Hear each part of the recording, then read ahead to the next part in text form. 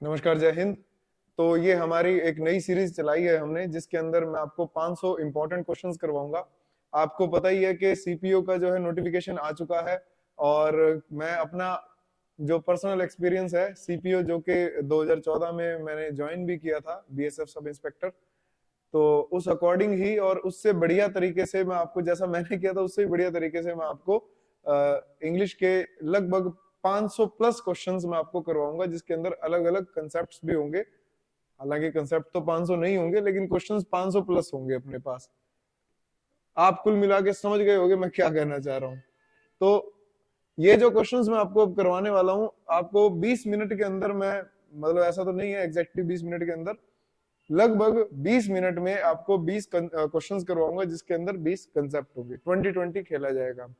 आप लोगों के लिए ये बेहद बेहद बेहद इंपॉर्टेंट क्लास होने वाली है। ठीक है, तो चलिए शुरू करते हैं फटाफट।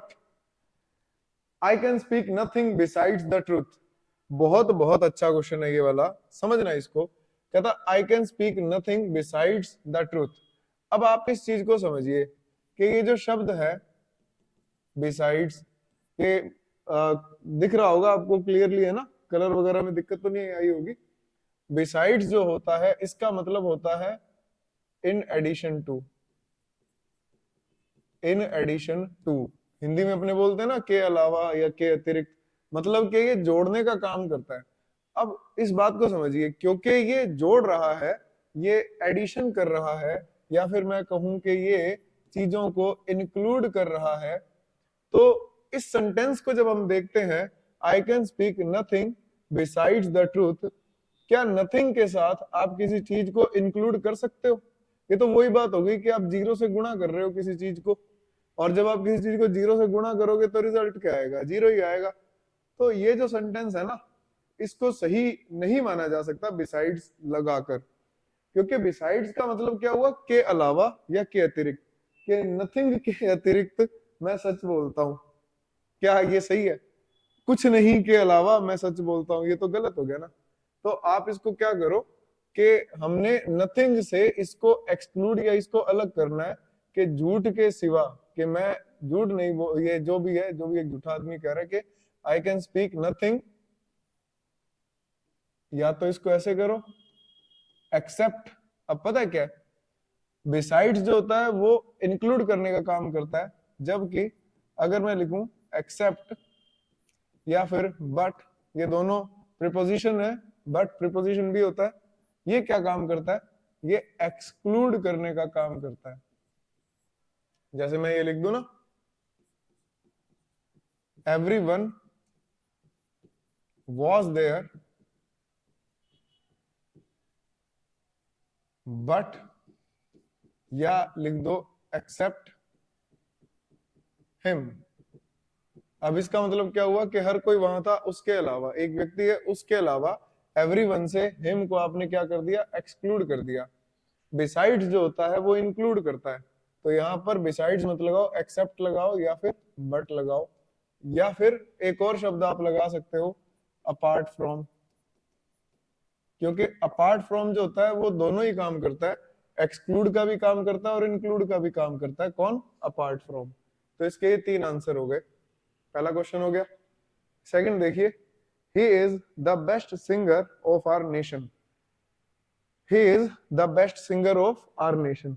ये जो सेंटेंस है ना, best singer of our nation, आप ये बात याद रखिए, हमेशा हमेशा याद रखिए ये बात, क्योंकि मोस्टली हम इसको गलत ही करते हैं। सुपरलेटिव डिग्री के साथ में ऑफ नहीं आता, इन आता है। ठीक है, सुपरलेटिव डिग्री के साथ में ऑफ नहीं आता, इन आता है। ऑफ सिर्फ एक केस में आएगा सुपरलेटिव डिग्री के साथ, अगर आप ऐसे लिखते हो, the best of the singers,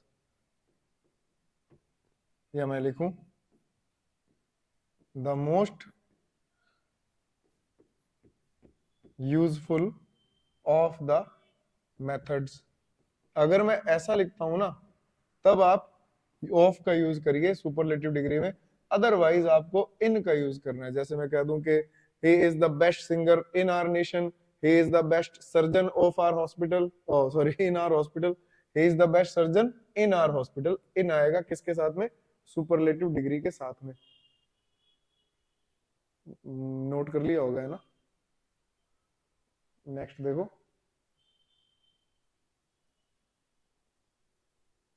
both of them have not apologized yet, both of them have not apologized yet। देखो हर क्वेश्चन में आप वीडियो को पॉज किया कीजिए, और मैं ये चाहता हूं कि आप 1 से 1.5 मिनट अपना जो कंसेप्ट है अपना माथा मारिए उस क्वेश्चन पे, ठीक है। 1-1.5 मिनट तक आप वीडियो को पॉज करके, क्यों नहीं तो इतना तो मैं बोल ही जाता हूँ इसमें कि 1-1.5 मिनट ना पॉज करो तो भी आपको पता लग जाता है। Both of them have not apologised yet, negative sentence है, वर्ड क्या है, बोथ। तो बोथ जो होता है, both, all, each, always, already वगैरह वगैरह और भी कई वर्ड्स हैं, ये पॉजिटिव वर्ड्स होते हैं, ठीक है। ये पॉजिटिव वर्ड्स हैं, इनको नेगेटिविटी में यूज नहीं किया जा सकता। जैसे मैं लिख दूं अ लिटिल, अ फ्यू, और भी बहुत सारे हैं, ये सिर्फ पॉजिटिव वर्ड्स हैं, इनको नेगेटिविटी के साथ में यूज नहीं करना। तो भाई क्या करें अब इसको, इसको कैसे हम नेगेटिव बनाएंगे। Both of them have not apologised yet, इसको आप ऐसे लिख दो, दो लोग है ना ये, नाइदर ऑफ देम, अब क्योंकि नाइदर आ गया तो हैव की जगह पर हैज आ जाएगा, has not apologised yet, neither of them has not apologised yet, ये बन जाएगा। क्योंकि नाइदर ऑफ, आइदर ऑफ, इनके साथ में वर्ब सिंगुलर आती है, one of, none of, either of, neither of, none of. अच्छा, कुछ नेगेटिव वर्ड्स भी हैं जिनके साथ में नॉट का यूज नहीं होता। नेगेटिव वर्ड्स कौन से हुए, नन, नाइदर, क्योंकि ये ऑलरेडी नॉट वाले ही है ना, नेवर, नथिंग, इनके साथ में नॉट नहीं आएगा क्योंकि ये ऑलरेडी नेगेटिव वर्ड्स हैं। अगला देखिए, what you have demanded for will not happen. बहुत ही शानदार क्वेश्चन है ये वाला, बहुत ही शानदार, मजेदार। देखो देखो, what you have demanded for will not happen, जो तुमने डिमांड की है वो नहीं होने वाला। क्यों नहीं होने वाला, क्योंकि तुमने डिमांड के साथ में फॉर लगा दिया, इसलिए वो नहीं होने वाला। अब आप कहोगे कि ये क्या मतलब हुआ भाई। देखो, एक कंसेप्ट है, कुछ बोंदू से लोग होते हैं, वो ऐसे बात बोल देते हैं कि भाई ट्रांजिटिव वर्ब और इंट्रांजिटिव वर्ब के बारे में बच्चों को नहीं बताना चाहिए। लेकिन मैं कहता हूं कि आपका जो एग्जाम है, चाहे सीडीएस हो, चाहे बैंकिंग हो, चाहे एसएससी हो, चाहे वो सीपीओ हो, जिसमें इंग्लिश आ गई, आपको डिटेल पता होनी चाहिए। क्योंकि एग्जामिनर अपना ससुरा तो है नहीं कि जो हमसे पूछ के बताए बनाएगा चीजों को कि दामाद जी ये क्वेश्चन डाल दूं, ऐसे तो होगा नहीं, है ना। या फिर बहुरानी ये क्वेश्चन डाल दूं, बता दो, जैसा तुम कहोगे वे सही कर लेंगे ही। एग्जामिनर है घर से लड़के आने वाला, वो सारा गुस्सा आप लोगों पे उतारेगा, तो आपको तो उसको मौका नहीं देना है, ठीक है। पेल के रख देगा एग्जामिनर तो व्हाट यू हैव डिमांडेड, अब आपको कुछ चीजें याद रखनी है कि कुछ ट्रांजिटिव वर्ब्स होती हैं जिनके, वैसे भी ट्रांजिटिव वर्ब के साथ हमेशा उसका ऑब्जेक्ट आता है, और अगर आपने ऐसे कर दिया, देखो प्रीपोजिशन के बाद भी हमेशा उसका ऑब्जेक्ट आता है। अब हम में से कोई कलाकारी कर दे कि भाई साहब ये ट्रांजिटिव वर्ब है और उसके बाद में लगा रहा हूँ प्रीपोजिशन, और ट्रांजिटिव वर्ब और प्रीपोजिशन के बाद में मैंने लगा दिया ऑब्जेक्ट, तो भैया या तो ये गलत होगा या फिर ये फ्रेजल वर्ब होगा। फ्रेजल वर्ब होगा ना तभी सही हो सकता है ये। कैसे भाई, फ्रेजल वर्ब का मतलब क्या हुआ, जैसे मैं एक वर्ब लिखता हूं गिव, गिव एक वर्ब है जिसका खुद का ऑब्जेक्ट होता है कि he gave me a pen, बल्कि इसके तो दो ऑब्जेक्ट हो गए, डायट्रांजिटिव हो गई ये, he gave me a pen. लेकिन अगर आपने इसके बाद में प्रीपोजिशन लगा दिया कोई, तो ये तो फ्रेजल वर्ब बन गई जिसका मीनिंग हो गया क्विट करना, हारना, त्यागना, मैदान छोड़ के भागना। तो ये क्या हो गया, गिव अप का मतलब क्या हुआ, क्विट हुआ, गिव अप का मतलब क्विट, ठीक है। तो किसी भी ट्रांजिटिव वर्ब के बाद में अगर आप प्रीपोजिशन लगा दोगे तो वो या तो गलत हो जाएगा या फिर वो फ्रेजल वर्ब बन जाएगा। जैसे मैं लिख दूं कि एंटर इनटू, एंटर इनटू का मतलब क्या हुआ, या तो ये गलत है, प्रवेश करना नहीं है इसका मीनिंग। एंटर इनटू का मतलब हो गया टू इन्वॉल्व, शामिल होना, है ना। तो अब डिमांडेड फॉर, इसके साथ में क्या कहानी हुई है कि ये एक ट्रांजिटिव वर्ब है, इसका ऑब्जेक्ट ये पड़ा वट यू हैव डिमांडेड, ये वट इसका ऑब्जेक्ट हो गया। अब इसके साथ में प्रीपोजिशन का यूज नहीं होगा, लेकिन आप कहोगे कि भाई हमने तो डिमांड के साथ प्रीपोजिशन देखा है, वो तब होता है जब ये नाउन बनता है, क्योंकि ये जो है ना, ये डिमांड ऐसी वर्ब है जो कि नाउन का काम भी करती है और वर्ब भी होती है ये। तो जब ये नाउन होता है तब इसके साथ में फोर वगैरह ये सब यूज हो जाते हैं। जैसे मान लीजिए किसी ने लिखा I have a demand for a new topic, I have a demand for a new topic. अब इसके अंदर आप देख लो आर्टिकल आ गया, आर्टिकल किसके लिए यूज होता है, नाउन के लिए, तो ये भाई साहब कौन हुए, नाउन हो गए। और हैव का एक ऑब्जेक्ट तो ये हो गया डिमांड, और दो ऑब्जेक्ट को जोड़ने के लिए बीच में कौन आता है, प्रीपोजिशन आ जाती है, दो ऑब्जेक्ट को जोड़ने के लिए प्रीपोजिशन आ जाती है। तो ये भी ऑब्जेक्ट है, ये भी ऑब्जेक्ट है, तो जब डिमांड ऑब्जेक्ट है मतलब के नाउन है, तब आपने इसके साथ में क्या लगा दिया, प्रीपोजिशन का यूज किया। ये कहानी है भाई, समझ में आया होगा। अरे देखो भाई मेरी बात सुनो आप लोग, आप लोगों को जो भी डाउट आए, जो भी दिक्कत आए इस वीडियो के चलते, तो मैंने डिस्क्रिप्शन में नंबर दिया हुआ है, तो आप उसके अंदर मुझे अपने डाउट्स भेज सकते हो, और डाउट्स के थ्रू आप पूछ सकते हो कि भाई जो भी जो डाउट है उसका आंसर मैं आपको डिटेल में बता सकता हूँ। अगर आपको मेरे से ऐसे पूछने में शर्म आती है तो भाई आप कमेंट करके पूछ सकते हो कि भाई ये पॉइंट जो है अगली वीडियो में मुझे रिपीट करके बता दीजिएगा, ठीक है। फायदा उठाइए इस चीज का। लो भाई next, there are still some matters that bear up the welfare of community. बहुत अच्छा, बहुत प्यारा क्वेश्चन है भाई। देखो there are still some matters that bear up, bear up जो है ना ये एक फ्रेजल वर्ब है, बेयर अप नहीं आएगा यहाँ पर बेयर अप नहीं आएगा। देखो क्योंकि बेयर अप है एक, बहुत सारे आपको फ्रेजल वर्ब मिलेंगे बेयर पर, वैसे तो बेयर का मतलब सहन करना होता है, तो ये बहुत सारे फ्रेजल वर्ब मिलते हैं आपको। जैसे मैं कह दूं बेयर अप, लिखा ही हुआ है, बेयर विद, एक है जैसे बेयर डाउन, ठीक है, मतलब अलग अलग बेयर पर बने हुए प्रीपोजिशंस हैं।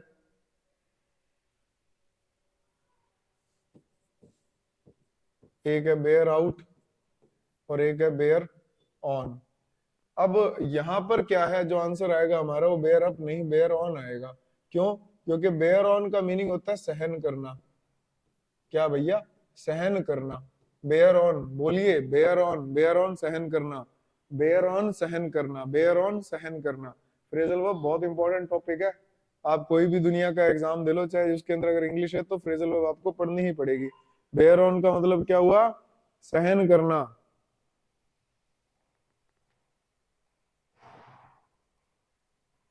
There are still some matters that bear on the welfare of community. देखो अब यहां पर इसका मीनिंग क्या निकल के आता है, there are still some matters that bear on, bear on का एक मीनिंग और लिख लीजिए आप, टू अफेक्ट, टू अफेक्ट मतलब इसका एक यहाँ पर बेयर ऑन का और मीनिंग आया हमारे पास में, सेंटेंस के अकॉर्डिंग चेंज हुआ, क्या, प्रभावित करना।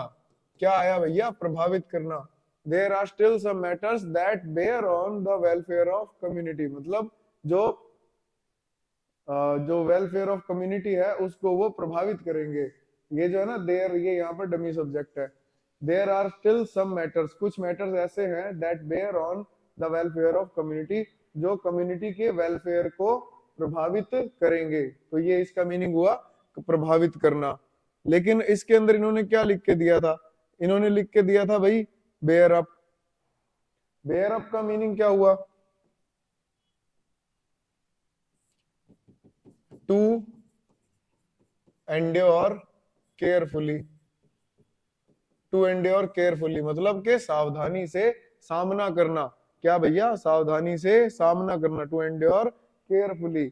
दूसरा क्या है हमारे पास में, बेयर विद, बेयर विद क्या होता है, to tolerate, to tolerate, bear with to tolerate, bear with का मतलब क्या होगा, टू टॉलरेट।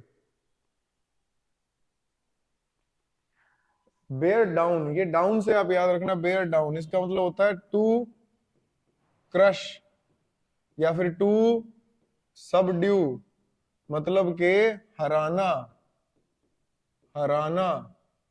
बेयर डाउन का मतलब टू क्रश या टू सबड्यू मतलब हराना, ठीक है, हराना। कौन सा रह गया? Bear out. बेयर आउट का मतलब होता है साबित करना, याद रखिएगा, साबित करना, साबित करना, बेयर आउट साबित करना। एक रह गया हमारे पास में bear on. Bear on, bear on तो लिख दिया ना, ई से कैसे भाई, बेयर ऑन लिख दिया था। चलो अगला देखते हैं। The owner of the company did not let his employees rest little longer than 20 minutes. ये बहुत अच्छा कंसेप्ट है भाई, छठे क्वेश्चन का बहुत ही शानदार कंसेप्ट है। वो देखिए क्या है, कहता कि जो कंपनी का ओनर है वो किसी को, अब किसी भी अपने एम्प्लॉय को 20 मिनट से ज्यादा आराम नहीं करने देता। तो आप खुद देखिए कि ये सेंटेंस कैसा है, डिडंट आ गया, इसका मतलब कि सेंटेंस हमारा नेगेटिव है। सेंटेंस हमारा क्या है भैया, नेगेटिव है। नेगी के साथ क्या है, टिव है, ठीक है। और जब ये नेगेटिव हो गया सेंटेंस हमारा, तो नेगेटिव सेंटेंस के अंदर लिटिल नहीं आता, क्योंकि ये ऑलरेडी खुद ही नेगेटिव है। तो नेगेटिविटी के साथ में एनी का यूज करते हैं, तो एनी लॉन्गर देन 20 मिनट्स आ जाएगा। नेगेटिव सेंटेंसेस के साथ में एनी का यूज करते हैं, लिटिल तो खुद ही नेगेटिव है। लो भाई सातवां देखो क्वेश्चन, सातवां क्वेश्चन। मैंने बोल तो दिया था कि 20 मिनट में 20 कंसेप्ट करवाऊंगा, ऐसा हो नहीं पा रहा, ठीक है। गलती मलती भूल चूक लेनी देनी माफ। More than 50% of whole cars in India are nowadays diesel engine के 50% से ज्यादा जो टोटल कार्स हैं, कार्स आ गया, प्लूरल आ गया, भारत देश में are nowadays diesel engine के, वो डीजल इंजन वाली कार्स हैं, ऐसा मान रहे अपने। अब देखो यहाँ पर नाउन है प्लूरल, और होल के बाद में नाउन आता है सिंगुलर।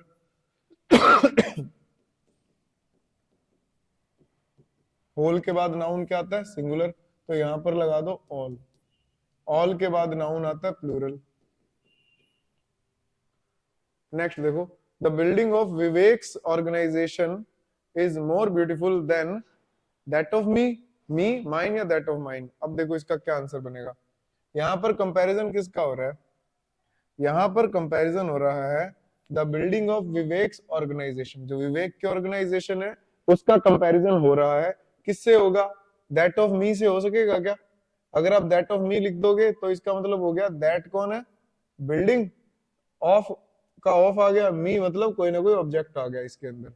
तो दैट ऑफ मी का मतलब क्या हुआ, द बिल्डिंग ऑफ मी। अगर यहां पर ऐसे होता ना द बिल्डिंग ऑफ विवेक, ध्यान से सुनना, अगर यहां पर ऐसे होता द बिल्डिंग ऑफ विवेक, तब यहां पर द बिल्डिंग ऑफ मी सही था। लेकिन यहां पर क्या है, द बिल्डिंग ऑफ विवेक है क्या, नहीं है। यहां पर आपको पोजेशन मिल रहा है, तो ये सेंटेंस हो गया अपना यहाँ पर गलत। ऑप्शन नंबर एक गया। समझ आया कि नहीं आया, कि अगर यहाँ पर द बिल्डिंग ऑफ विवेक होता तो यहाँ पर द बिल्डिंग ऑफ या दैट ऑफ मी सही होता। अब दूसरा देखो, मी तो बिल्कुल भी नहीं आएगा, कि उसकी बिल्डिंग जो है वो मुझसे सुंदर है, हो ही नहीं सकता, वो व्यक्ति कह रहा है मुझसे सुंदर कोई। माइन का मतलब क्या हुआ, माइन का मतलब हुआ माई बिल्डिंग या माई ऑर्गेनाइजेशन, क्योंकि यहाँ पर माई बिल्डिंग नहीं, माई ऑर्गेनाइजेशन आ जाएगा। तो ये भी गलत हो गया, क्योंकि ऑर्गेनाइजेशन का कंपैरिजन नहीं हो रहा, बिल्डिंग का कंपैरिजन हो रहा है। दैट ऑफ माइन आएगा यहाँ पर, that of mine. That of mine क्यों आएगा, दैट ऑफ माइन का मतलब क्या हुआ, दैट ऑफ माइन का मतलब हुआ the building of my organisation. अब माई ऑर्गेनाइजेशन को आप क्या लिख सकते हो, माइन लिख सकते हो। माई ऑर्गेनाइजेशन को क्या लिखा, माइन लिखा। ऑफ का ऑफ आ गया, दैट कौन है यहाँ पर, द बिल्डिंग है। तो डी ऑप्शन अपना आंसर हो गया, that of mine, that of mine हो गया। Next, they are going to need extra classes because this batch does not cover blank of the topics of your syllabus।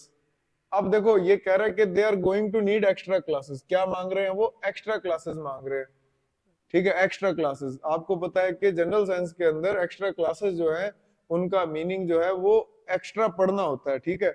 Extra पढ़ने की बात हो रही है, तो अगर मान लो मैं कह दूं कि ये लिखा है जो because this batch does not cover any of the topics, इसका मतलब बैच में तो कोई टॉपिक हो ही नहीं रहे, एक्स्ट्रा क्लासेस में ही होंगे सारा कुछ। नहीं भाई, एथिकली ऐसा नहीं होता है।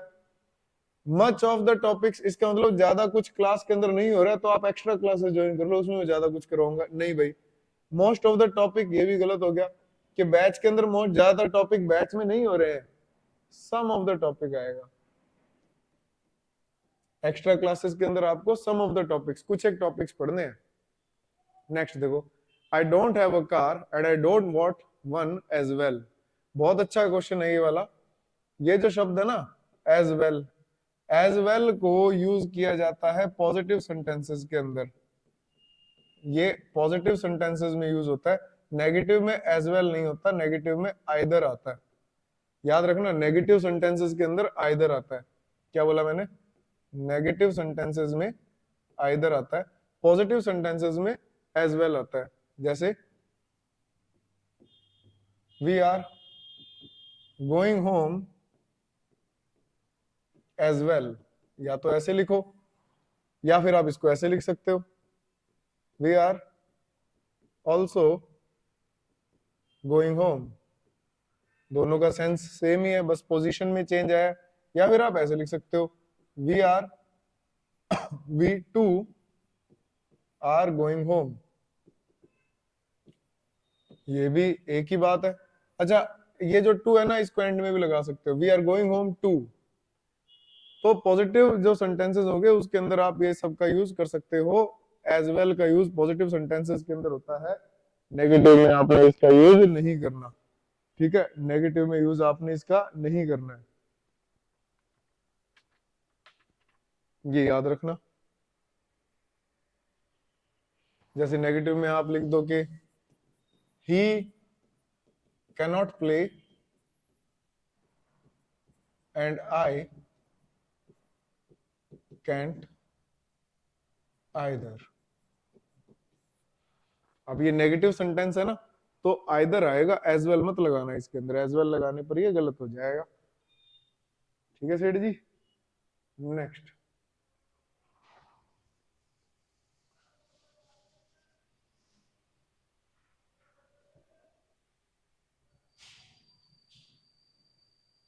लो, His skin is not as the skin of a young man। बहुत अच्छा क्वेश्चन है और बहुत अच्छा कंसेप्ट आएगा इसके अंदर, एज का और लाइक का,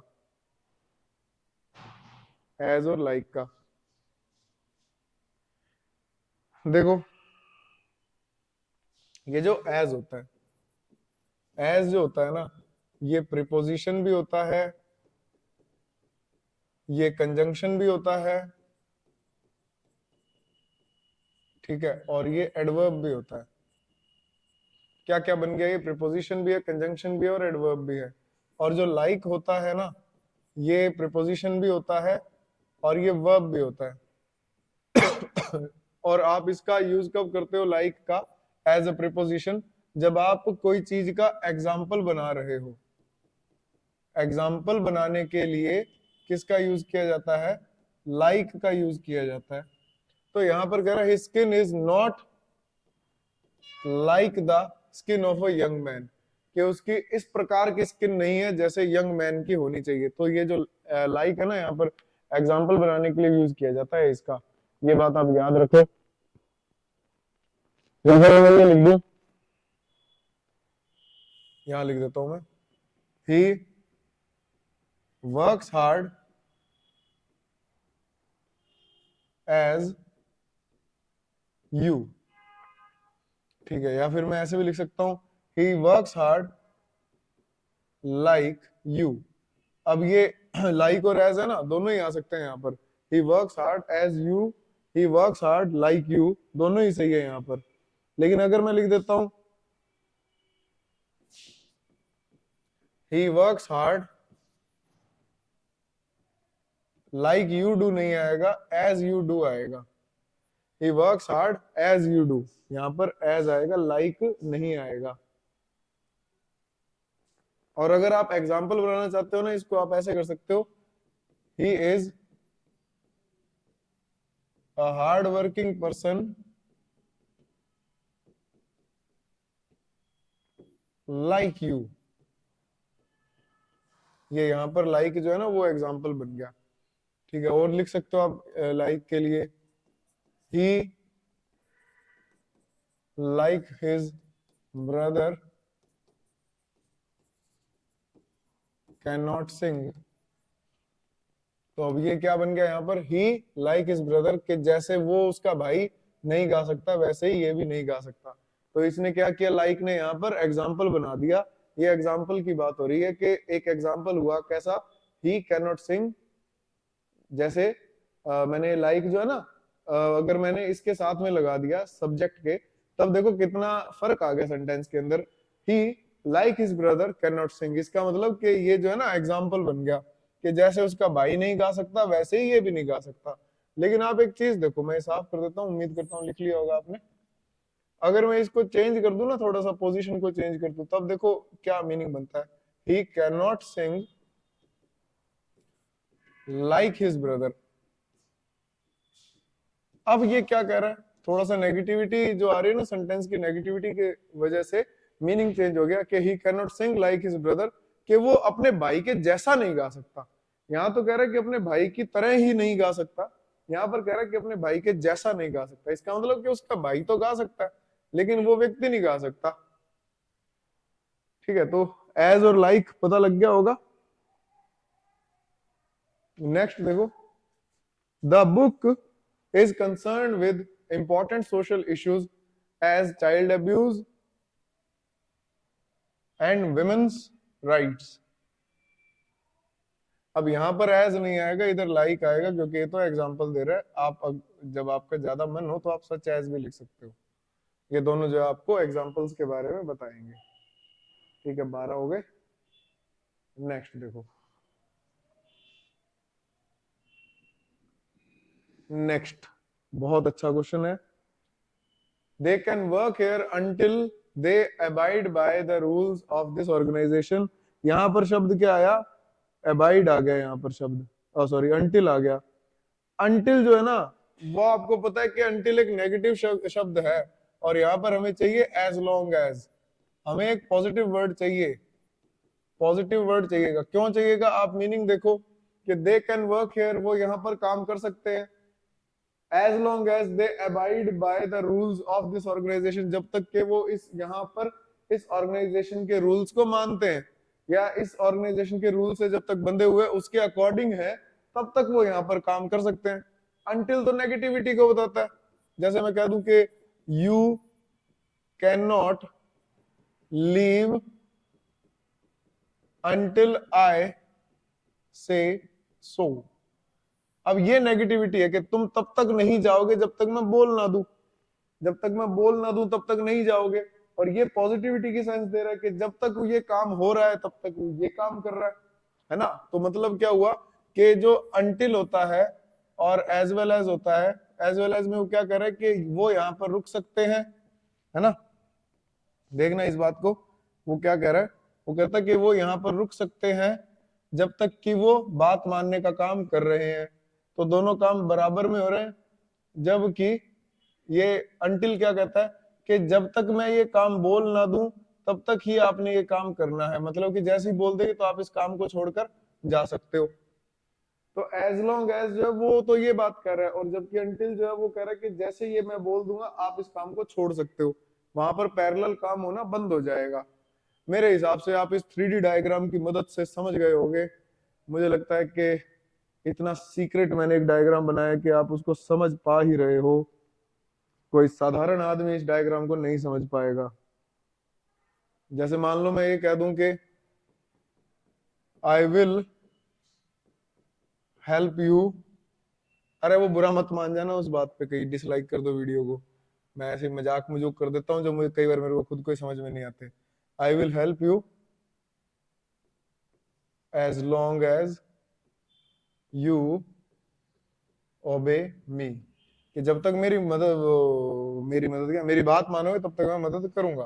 कि ठीक है भैया, फिर नहीं मानते तेरी बात, ठीक है मैं भी मदद नहीं करता, ठीक है चाहिए भी नहीं।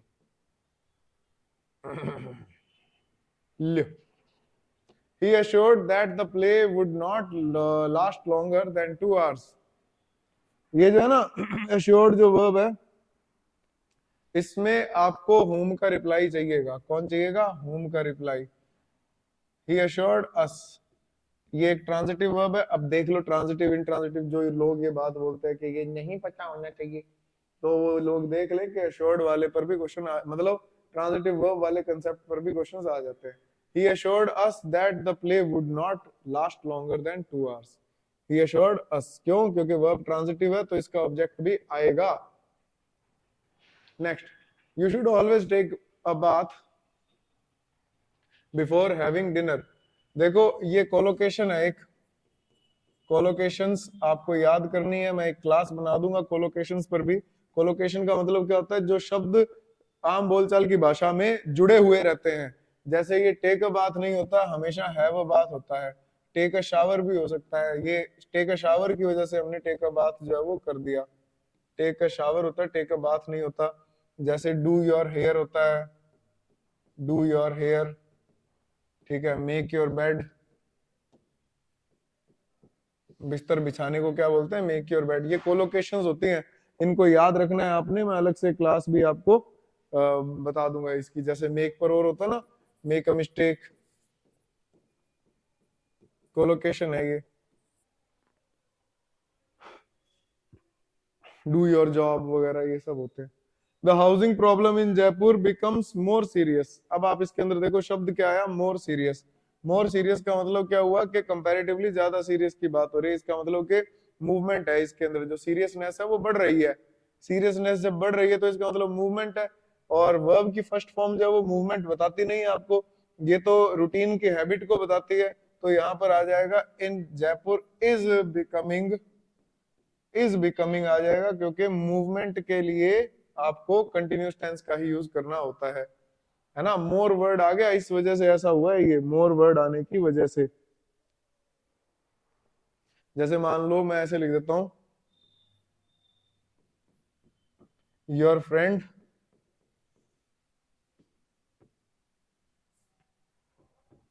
Gets stronger now. और एक मैं लिख दूं, योर फ्रेंड्स, फ्रेंड्स लिख दिया क्या? फ्रेंड कर दो इसको। Your friend gets stronger year after year. अब जैसा टाइम वैसी ही वर्ब, तो कौन सा सेंटेंस दोनों में से सही है? तो आपको पता लगेगा कि भाई साहब दोनों ही सेंटेंस यहाँ पर गलत है। क्योंकि वो कह रहे हैं your friend gets stronger now, now की बात आ रही है और कंपैरेटिव डिग्री भी है। तो यहाँ पर आ जाएगा your friend has got stronger now, के अब वह पहले से ज्यादा स्ट्रांग हो गया है। लेकिन अगर यही मैं वर्ब को चेंज कर दूं और ईयर आफ्टर ईयर कर दूं, तो इसका मतलब मूवमेंट है ना ईयर के अंदर भी, एक के बाद एक, एक के बाद एक। और जब मूवमेंट होगा तो यहाँ पर क्या आ जाएगा? योर फ्रेंड इज गेटिंग हो जाएगा, कि हर साल वो स्ट्रांग हो रहा है। मूवमेंट के साथ में वर्ब भी मूवमेंट वाली आ जाएगी, हैज गॉट स्ट्रोंगर आ जाएगा यहाँ पर। ठीक है ना?